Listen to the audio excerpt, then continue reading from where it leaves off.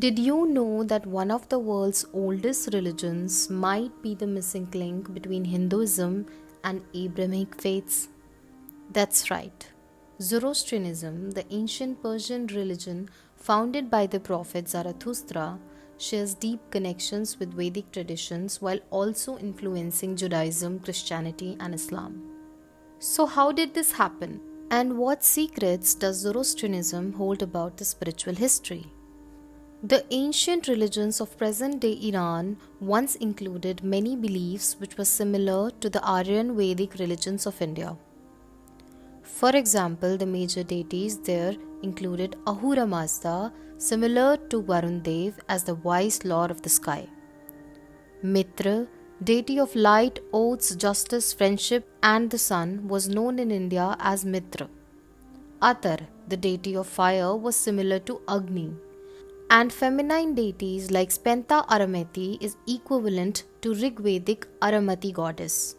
The worship included various food offerings which were similar to Vedic rituals. Notably, the ancient Iranian conception of the universe was strikingly similar to India's Puranic cosmology. And here's the wild part. Their cosmology, rituals, and even sacred drinks were almost identical. Soma in the Vedas is Homa in Zoroastrianism. Zarathustra, the founder of Zoroastrianism, is believed by some scholars to have lived around 1500 before Common Era in northeastern Iran, a region where Vedic traditions were not yet prevalent. According to tradition, he received a divine revelation while fetching water for a ritual. A radiant being whom he identified as Ahura Mazda appeared before him and proclaimed himself as the one supreme God. Some Hindu interpretations suggest that this figure may have been Vishnu seated on Garuda, given the similarities in the iconography. Zarathustra had spent 10 years living in the mountain as an ascetic. When he emerged, he began preaching with vigor. Now the Bhavishya Puran and Rig Veda describe a relevant story of the venerable sage Vashisht and Jarasabd, also called Jarutha, who were the priests of Varun Dev. However, a rivalry broke out between them. As a result, Jarutha started preaching something different to Vedic culture, and for that he was cursed to leave Bharatvarsh. Some claim that Jarutha later became to be known as Zarathustra. From this single man, the new religion of Zoroastrianism gradually took shape. By the beginning of the 10th century BCE, the previous Iranian religions were phasing out, and by 600 BCE, Zoroastrianism had become the state religion.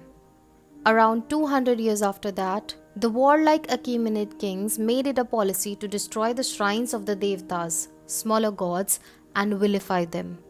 It is doubtful, however, whether the peaceful Zarathustra would have approved of such tactics.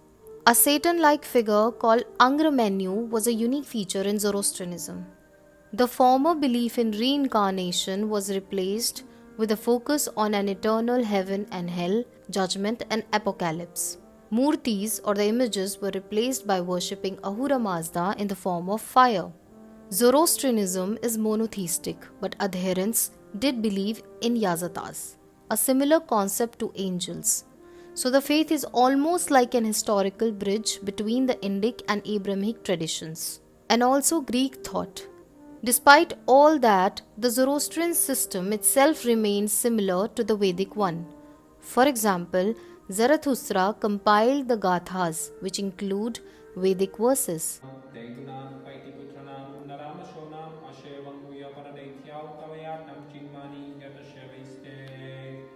and was vegetarian.